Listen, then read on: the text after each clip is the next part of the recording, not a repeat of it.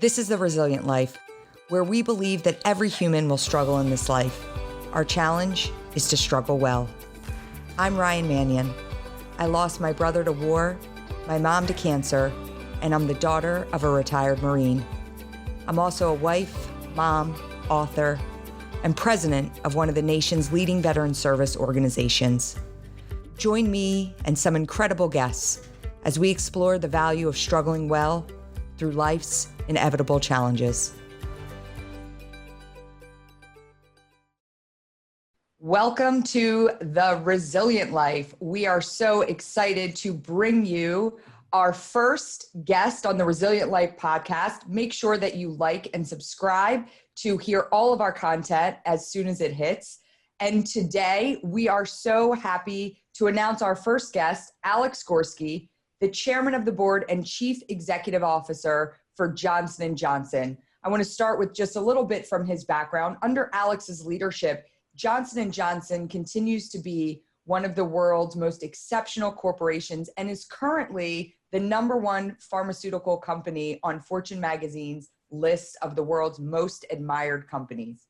A longtime advocate of diversity and inclusion and supporter of veterans issues, Alex is an active member of the Business Roundtable and the Business Council and sits on the board of directors of our very own Travis Manion Foundation and IBM. After completing his undergraduate education at the United States Military Academy at West Point, Alex served 6 years in the Army. Welcome to the Resilient Life podcast, Alex. Hey, Ryan, it's awesome to be with you here today, and I'm really honored to be here for your inaugural podcast. Yes, we are so happy to have you. And for our listening audience, I did the calculations last night, and I realized that you and I have actually known each other for 28 years, which seems crazy. Wow. Yeah, and so what it really means is that you've seen the evolution of Ryan Mannion over the last 28 years. I do think I remember about a 12-year-old Ryan Mannion coming over to babysit not only our son, but I think some nieces and nephews at the time. And I think that was about the first time we met. Yes. In all seriousness, what that really means is that I've had the privilege to know you for a very long time as a friend and most importantly, as a mentor. And there's so much that I want to dive into here today, but I want to start with one thing. And it's something that my dad and I talk about often when we talk about who Alex Gorsky is. And it's something that I think really defines you as an individual. It's so basic, yet so important. You are quite possibly the most responsive person that I've ever met. And you always stand behind your word. If you send Alex Gorsky an email, he writes you back. If Alex Gorsky says, hey, follow up with me, and they follow up with you, they hear back from you. And it's something so small, but I think it speaks to your leadership as an individual, how you've grown. And I also think it speaks to the idea of the simple things, how important the little things are as you build your character. It's something that I've tried to build in my own life and make sure that I'm paying attention to the little things. And I don't know, do you realize that you're that way? Do you hear that from other people?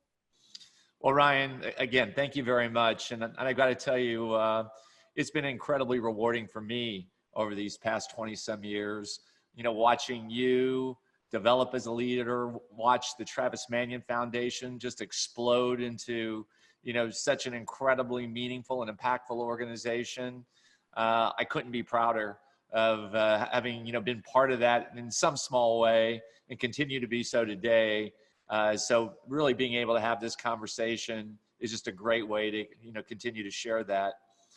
And look, for me, Ryan, but I would say it's probably this way for a lot of people. I've always thought that while the big things, and I use quotes that sometimes we get measured by, or that it tends to lead in the headline, those tend to fade over time. But where I think we always have the most impact as leaders, as parents, as friends, are the little things that we do to make a difference each and every day. Look, 10, 15, or 20 years from now, nobody's going to remember the numbers or the percents or the this or the that, but they're going to remember when you took a moment to tell somebody, hey, great job. I really appreciated what you did. Have you ever thought about maybe doing this or following up? And for me, it's those many small acts that really have the most impact for anyone as a leader.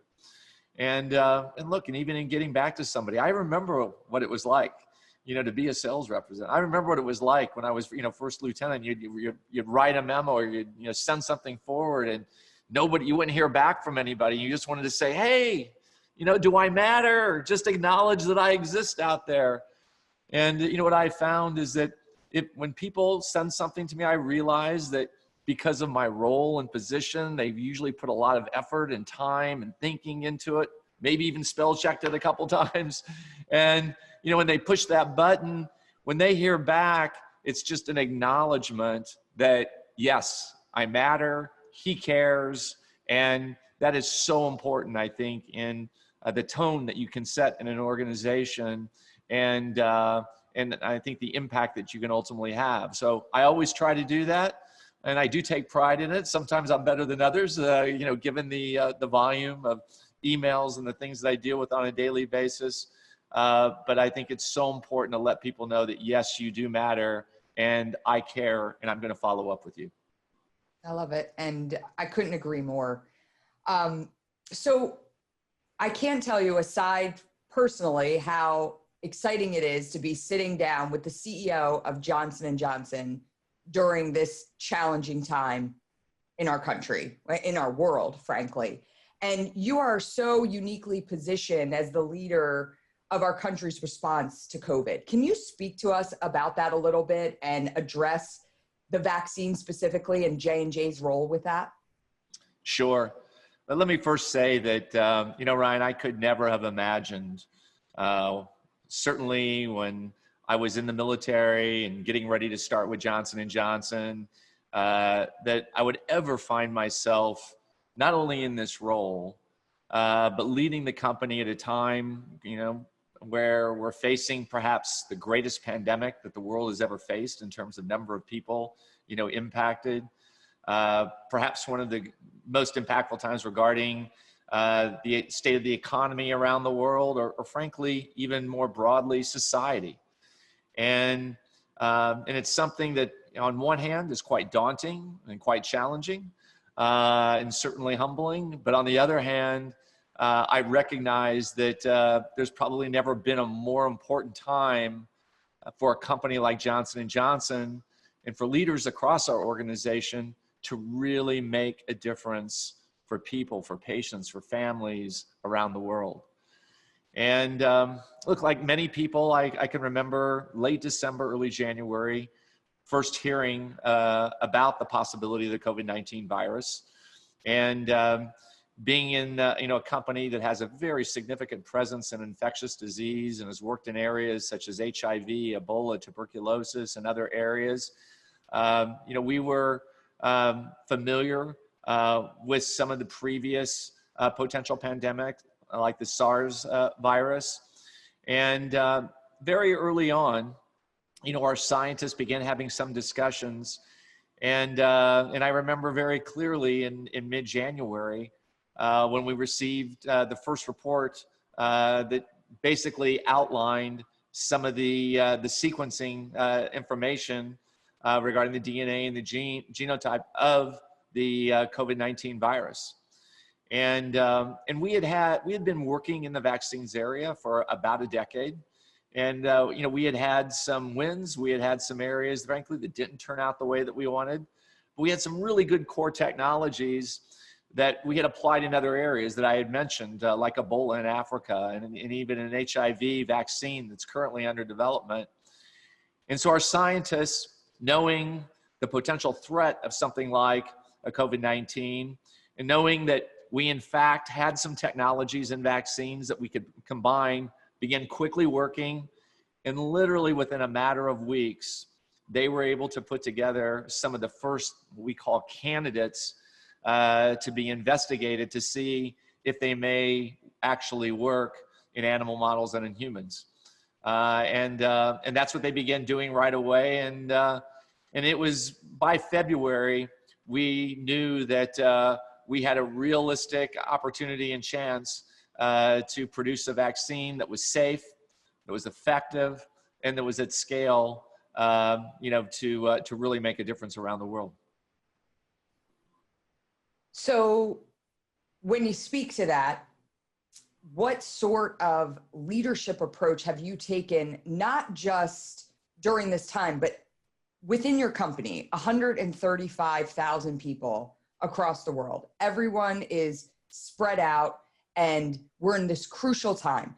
Do you shift strategies? Do you shift styles of how you operate as a company?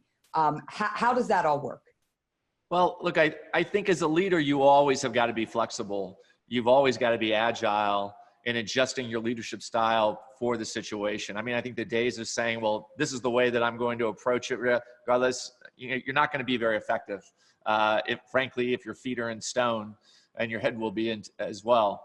And so, but one of the philosophies fundamentally that was formed for me back at my time at the academy and as a junior military officer was the concept of mission first and people always.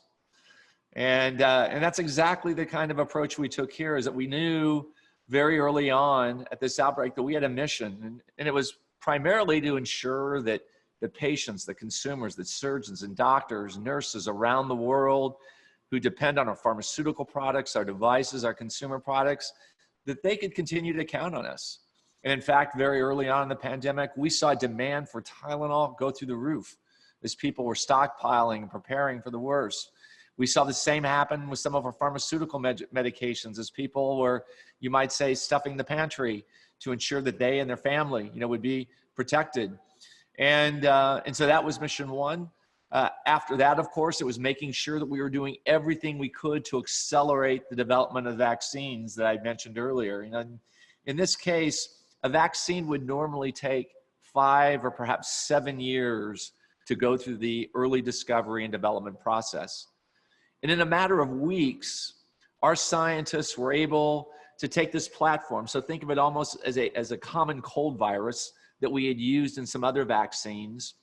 And what we do is we snip out, if you think of this virus almost as a measuring tape, we go to, let's say, inch number 6 to number 12, and we cut it out and we insert that of the active COVID-19 virus that's non-replicating, so that in effect, it tricks your body into thinking it's a common cold virus that takes it, but then it recognizes the COVID-19 virus, so it begins producing antibodies, which ultimately give you protection.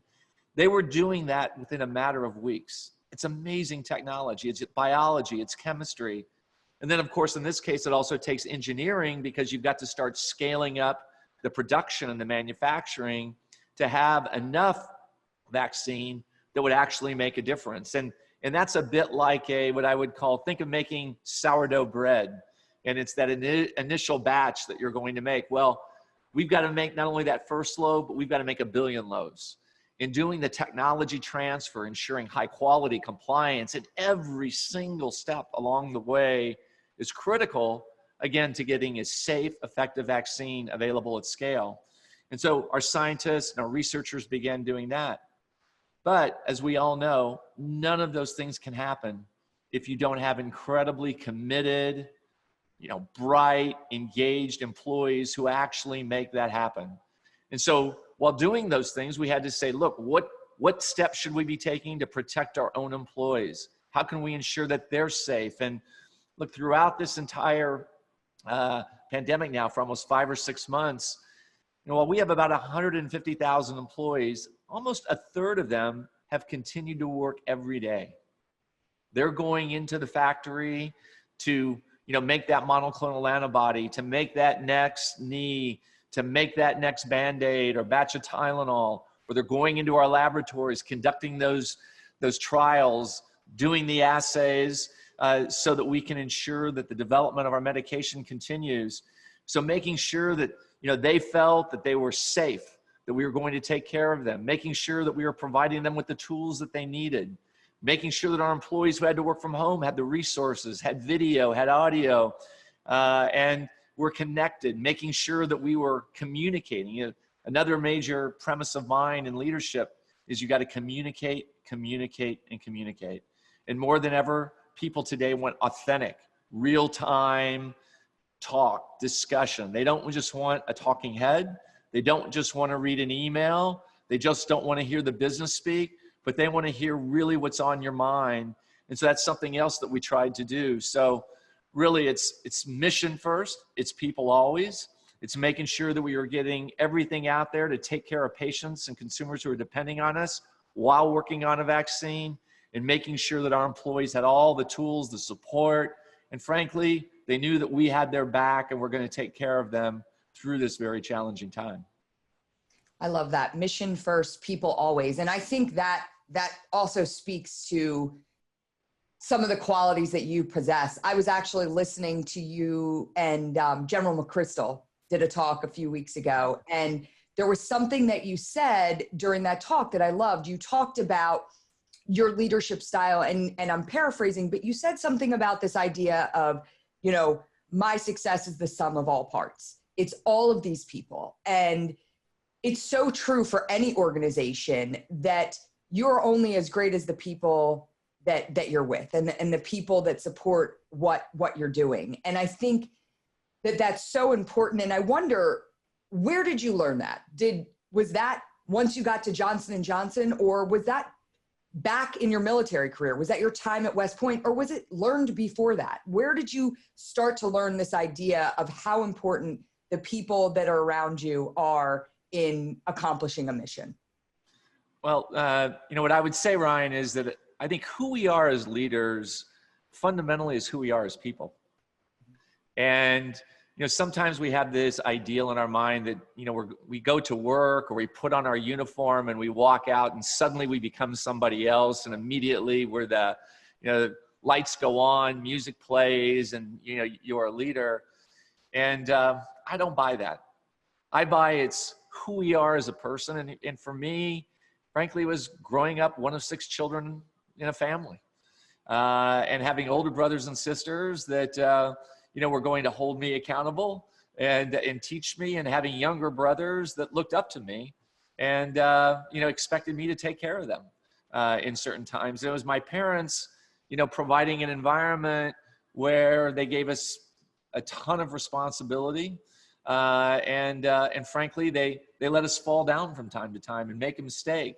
And then we had to pick ourselves back up. But what we always knew is we ultimately, even when, you know, we did something wrong, we had their love, we had their support.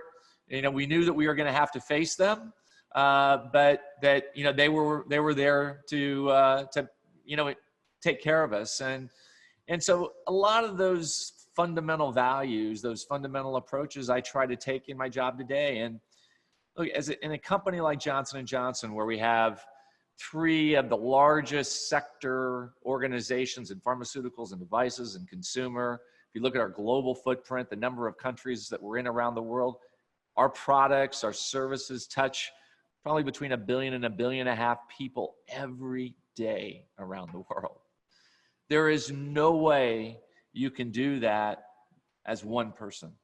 It takes a group of incredibly talented, experienced, caring, value-based, and driven leaders to keep all that going. And I know that I am only as good as the people sitting around my table. And so, look, I learned that in the military, there's no way that I alone was going to be the best platoon leader, but it was going to be making sure that the relationships that I built with the soldiers that I had responsibility for, with the non-commissioned officers that I work with, my various responsibilities in Johnson & Johnson. But I'm a huge believer that a true leader is someone who can take a diverse group of people who don't all think and look and talk and sound alike, because if we do, we probably don't need that many people in the room. It'd be a lot easier just for one person to make the decision. But when you can bring that kind of environment, or create that kind of an environment, bring those different perspectives to bear, and bring out the best in those people, where they feel they can speak up and speak out, where, you know, they're not going to worry about each and every perhaps word, but you help them and you help the team take 1 + 1 + 1, and it adds up to 6 or 7 rather than just 3. That's what leadership is really all about. And it's certainly something that I try to do today. And particularly in areas where the technology, where the science is so deep, making sure that you've got experts in those areas, and that where again, you ultimately ensure they've got the resources and the kind of other support that they need along the way. To me, that's the role of a true leader. And I think every stage of my life, whether in my family, my time in the military, my time in various roles at Johnson & Johnson, has contributed to that. And never have I seen it more important than in a time like this, where things are happening so quickly, where so much is depending on us, on our teams, and all happening real time. Yeah, absolutely. And I think, you touch on family, and that's something that is wildly important to me. And I know to you as well. I think that's why, our families are closely connected, because we understand and appreciate the importance of family. Right. You dealt with some loss during the pandemic. Your father, a retired 2-star general, passed away just recently. Yeah. Can you talk to us a little bit about first your dad, who was an incredible individual, and talk to us about how you're handling that loss? I've often thought during this time, as I've watched people who have lost their loved ones to COVID-19 or from other ailments, when I lost my brother and when I lost my mom, one of the things that was so incredibly healing for me was the support and being around people and having people there to help us grieve. And it's such an isolating time right now. And I'd love for you to talk through that experience, talk a little bit more about your dad. Well, you're right, Ryan. Look, I was incredibly parent to have 2 remarkable parents. My mom and dad were both really special people. Both sons and daughters of immigrants. Basically came from really, difficult or challenging backgrounds. Certainly loved at home, but without much in their pockets, as you might say. And married for over 50 years. And we lost my mother a little more than 15 years ago, and she was a special education teacher. And if you ever met my mother, people would always say if you spoke to her for 5 minutes, you were her friend for life. And she just had that uncanny ability to connect with somebody, at a very heartfelt level, and to make it feel as though she was your mom. And in fact, for many of my friends and family, they would call her mom because that's just the way that you felt around her. And my father, look, we were very fortunate. He was also a very special man. When he and my mother, after they got married, he actually ended up quitting school, and he enlisted in the Army. And this was during the Korean War. They identified that he was quickly, officer potential. So he went to OCS, was then deployed over to Korea. Came back, spent a couple more years in the active duty, and then decided to get out, and went back to school, got his degree, and worked as a sales representative for Gerber Baby Food. His father was a grocer, had a corner grocery shop, so he knew that business, and that's how he started. And then, over the next 35 or 40 years, he actually stayed in the Army Reserve and had a full-time career. And he also stayed at Gerber Products, where he worked his way up the infamous corporate ladder. And look, I thought it was natural for, a parent, like my father, once a month, he would put his uniform on, and he would go do his service. And in the summer, he would take his 2-week block to, go do his summer training. And I can, remember talking to him about the military, which was a big inspiration for me, to go to the academy and to serve my country. And frankly, I thought that was an expectation. The majority of my brothers ended up serving their country one way or another. And And so it was definitely an important role model. And at the same time, through his corporate career, I can remember sitting around the dinner table where he would come home and talk about various products that Gerber's had for infants and for toddlers, and about whether or not they should expand into the teenage audience or stick to their core principles. So in effect, it was a little bit like getting lessons in leadership, but also getting a mini MBA just sitting around our dining room table, over dinner. And we were never allowed just to say nothing when they asked us what was going on that day. You always had to have something to talk about and have an opinion. And as you can imagine, with 6 children, with 17 years between the youngest and oldest, there were a lot of opinions. And so you had to really work to get your point of view across, and make sure that you were heard, over and through the noise of everybody else. But the environment that they created in our family, there were always high expectations for us. I can remember very early on, I was a middle child, where they basically said, look, there is nothing that you can't do. If you are committed, if you work hard enough, and you really dedicate yourself to something, there's nothing that you can't do, nothing that you can't be. And I think, perhaps one of the greatest testaments to my parents is the fact that all 6 children still love each other, still are very closely connected. We spend all the major holidays together. And you're right, it was a very sad day in February of this year when, my father, after waking up in the morning, and, he was 88, generally of, very good health, had dealt with some issues, but nothing major. Went to a family business meeting where he was very engaged, very outspoken, went to the gym to work out, and spent about 90 minutes in the pool doing his exercises, and went home to make himself dinner and poured himself a glass of wine and collapsed in his kitchen. And so while we were very sad to get that call and to see him pass, I don't think you could have designed a better and maybe more appropriate way. And to think that it was just at the beginning of COVID-19, which I know would have been a real challenge for him. My father was a very social person, and so we miss him dearly. And unfortunately, we couldn't have his memorial service as we had hoped to on Memorial Day. That was always his favorite holiday because of what it stands for, but it's also the beginning of the summer and always a time of anticipation and families coming together. But we're going to do it next year because we want to make sure that he gets the memorial that he so deserves by the life that he led and the great example that he set for all of us.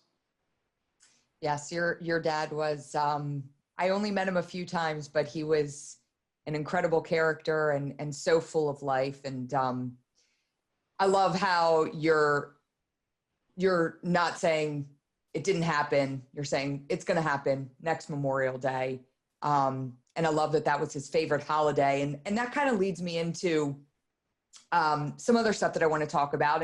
And that's your connection, not only to the military, but to your work and with the Travis Manion Foundation. And for those that don't know, the Travis Manion Foundation is a veteran serving organization that started after the loss of my brother, First Lieutenant Travis Manion, who was killed in Iraq in 2007.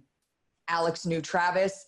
As I said, we've known each other for many years. And as our organization started to grow and we started to mature and professionalize, we had to form a board. And you were one of the first people that were top of mind in helping us to grow and to move forward. And you've seen the evolution of what we're doing. You've been a big part of making that happen. And I'd love for you to talk about not just the Travis Manion Foundation in general, but the idea of how we need to make sure that we're not only supporting the military, but the organizations that are out there providing services to our veterans and to our active duty service members. Yeah, Ryan, look, I think that's such an important topic. And look, here too, I wish I could have said that the way we got connected and the way we were able to build this relationship through so many years and in effect become almost family was all due to great strategy. But as with many things in life, it was literally by accident. I can remember meeting your father when we worked together, many years ago, earlier in our careers at Johnson & Johnson, and getting to know you, your mom, your brother, spending time together also at holidays and times like that. And in the tremendous role, frankly, that certainly Travis played. I can remember, going down to the Naval Academy when our son and a lot of his friends were playing lacrosse and would go down for lacrosse camp, and Travis and his friends would come in, and, they were such a great role model for our son and many of the others in that room. And, the fact that they would come in and spend time with, these boys who were many years younger, it just meant the world to them. And I remember I saw the early hints of Travis's leadership even then. But then along the way of, him going to high school at LaSalle and then later at the Naval Academy, very early on, it was clear to me that Travis was going to make not only a great officer, but was going to be a great leader and a great man throughout his life. The way that your parents had raised him, the impact that you had growing up so close as siblings, that was clear. And so when that tragic call came, and actually I think you called me, informing me of Travis's death, it was devastating. I remember it like it was yesterday. And in that whole, next week, or so, where we came together as your Doylestown extended family, we laughed, we cried, we grieved, and went through that experience. But I remember so clearly the commitment and the dedication of your mom saying, hey, we need to make sure that people never, ever forget the commitment and the leadership that Travis demonstrated day in and day out. And how do we keep that spirit alive and make it something much bigger, have much greater impact, and make sure that we're doing everything we can to take care of veterans and their family members going forward. And out of that, simple statement, to see how far the Travis Manion organization has gone has just been amazing. And look, it didn't get there right away. I remember the very first meeting we had in the room together with the board that you had assembled, and with your mother being there, and trying to really focus in on what the core objectives of this organization should be. We couldn't be everything to everybody, but we certainly had to be big enough and bold enough so that you could actually have an impact. And we had good debates, we had good arguments. And I remember the further challenges of how big did we want to become, and could we actually get that big, and dreaming. But it's to watch the organization grow, to see the level of professionalism, but most importantly, the level of impact. And just making a difference on hundreds of thousands of people's lives, those who have served, their family members, the people that care about them, the outreach to the communities, the Character Does Matter programs, which I just think is so critical. If we can touch lives during that critical time, when unfortunately the role models of today, don't reflect the character that we would always like, and having, veterans go into, from all different kinds of backgrounds, representing all different segments of American society, and be able to go in and stand up and talk about, the importance of things like duty and honor and country, of things like, being principled, living by your word, being a role model to, young, very influential minds. Boy, you can have such a difference. And so, look, I think it's incumbent upon all of us who've been blessed, who have the opportunity to be in roles like the role that I have, that can help access networks, that can make connections, that can help find resources, that it's our responsibility to give back. And I have a particular commitment to people who have served in the military and the families that support them. They've made an incredible sacrifice, especially over the last several decades, where many of my peers who stayed in for an entire career, if you add up the number of years of deployment and, again, sacrifice that they have made, there's no way that we or I could be doing what I'm doing in corporate America and making differences around the world if they weren't providing that security for us, and frankly, the ability to operate the way that we do in the United States and more broadly in the world. And I think it starts with, building the things that we stand for with the Travis Manion Foundation. So, look, and it's been a family sport for us. My wife has been all in, as you know. Pat, who's also was a very close friend of your mom, Janet, and I know has also worked closely with you, has been very active in missions, as well as, supporting memorials in your mother's name. And our son and my brothers and sisters and nieces and nephews have also supported, various events. And I can tell you, all of us are incredibly proud when I put on my Travis Manion Foundation T-shirt, and go out and do things and try to make a difference. And I'm also incredibly proud of you, Ryan, and the great work that you've done in leading this organization to where it is today. Well, I really appreciate that. And, and I think it speaks to, we talk about, as you said, the foundation was born not by me, not by my dad. It was born by my mom. She was the brainchild. She was the advocate. She was pushing forward. And I always say,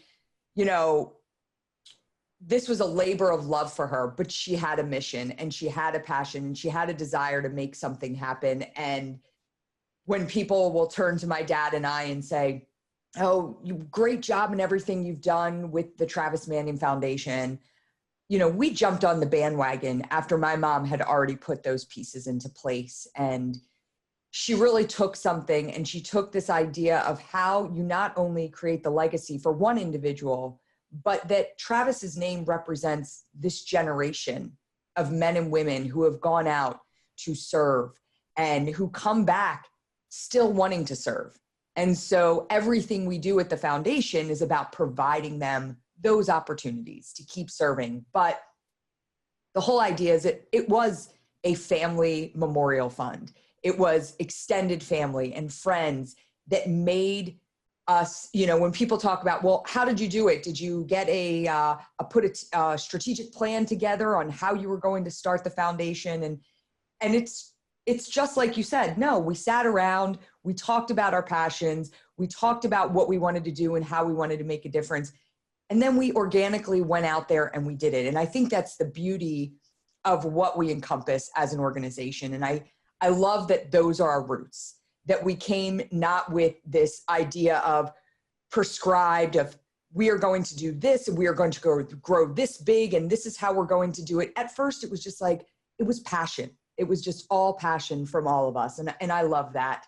But I don't know that I actually understood the idea of service until after Travis was killed. And I have found how incredibly important service is, not just to the greater community, but to individuals themselves. And anything we can do to drive that forward, I think is super important. Well, Ryan, just to build on that, I mean, more and more what we find at Johnson & Johnson is the number one driver of employee commitment and frankly, in being attracted to the organization is having a sense of purpose and feeling part of something bigger than yourself. And so I think that not only is it this generation, I think it's going to be the next several generations realize that, yes, we need to make enough in our lives so that, we can get by. And there's certain things that we want to, tasks that we want to get done, but really having a purpose, knowing that you're making a difference, to me, that's how you truly become part of a much broader community. And there are so many important lessons in that, I think, for our society, for our country, and for each generation. And so I'm a strong proponent. And I think the more that we can build that. And I know it's certainly something that we try and do at Johnson & Johnson. In fact, I think over 90% of our employees give back to their communities or participate in some way. And so I don't know if it's a chicken or an egg. If we attract people who tend to be that way, or once they get here, they believe in it and they go back and do it. But I think more and more that's going to be the expectation. And I think that's a really positive development. Absolutely. And I'd like to give a shout out to Johnson & Johnson, because we have seen the direct benefit of your employees who are so engaged in the work we do at Travis Manning Foundation, the most incredible volunteers who are out there, who are giving up their time, who are working with underprivileged youth, who are planning events, who are doing service projects alongside us. It's really been, you guys have set a corporate model that we use when we go out and talk to other corporate partners about how you can engage with employees, because it is, I've said it to you before, it's the perfect case study of how Johnson & Johnson is out there pushing that model of community service. Okay, so I want to thank you so much for giving us this time. And I have one final question to ask you. It's a question that we are going to ask every guest as they sign out from the Resilient Life podcast. And, you know, it's all about resiliency. It's all about how you move forward through challenging times. And what I want to know from you is, what does living a resilient life look like? What does that look like to you? Well, I think, you know, in a phrase, it's taking care of yourself. You know, all too often, as we go through life, we're pulled in so many different directions and there's so many priorities, whether it's personal, professional, that we can spend so much time and effort on all those things that we forget about the importance of taking care of ourselves. And what I mean by that is to have the kind of resilience, the grit, the perseverance, the sustainability that we need, especially during times like this right now in our country and around the world. Making sure that you're taking those moments, that you're creating the daily rituals to take care of yourself, your own health. And by the way, that's physical health. That's the way we sleep, the way we eat, the way we move, we exercise, but it's our mental health. It's making sure that we're getting enough sleep, that we're taking time to reflect, okay, and to re-energize ourselves. And for some people, that could be yoga, that could be taking a walk, that could be reading. But we all, there's many lessons from COVID-19, but I think one important one is the importance of being healthy as we go through life and we encounter these kind of events. Because the healthier we are from a physical, from a mental, from a spiritual, from an emotional point of view, the more resilient we're going to be, the more grit we're going to have, and frankly, the more capable we are of not only getting through these periods, but of leading others, inspiring others along the way. So make that time every day. You'll be better, you'll feel better, you'll do better, and it will have a huge impact on the people, on the community around you as well. I can think of no better time for probably any of us right now than to hear the message, take care of yourself, invest in yourself right now. I love that. Alex, I can't thank you enough for coming on the Resilient Life podcast and coming out as our first guest. It's been an incredible journey to watch you grow as a leader. And like I said, I can't thank you enough for your mentorship over the years. And I'm so excited for everyone to hear everything that you have to say and to take these tidbits and lessons and to understand that, again, one of the things I take away from everything you said today is you could have never imagined you would be sitting where you are today. But it didn't start with that first job you took at J&J. It was when you were a child. It was the lessons and the fundamentals you were putting into place that led you to where you are today. And again, getting back to that idea of being big in the little things. So important. Thank you so much, Alex. Thank you, Ryan. Have a great day. Best of luck. And I couldn't be more proud of you, your leadership, your father, your mother, Travis, and the impact that this foundation is just having on so many people around the country. Thank you very much. Thanks. Thank you so very much for tuning in to our first episode of the Resilient Life podcast. I am so excited for the journey ahead. We have some incredible guests along the way, and I can't wait for each and every one of you to listen each week as we bring you new, inspiring stories of incredible individuals. Make sure that you like and share and spread the word about the Resilient Life podcast.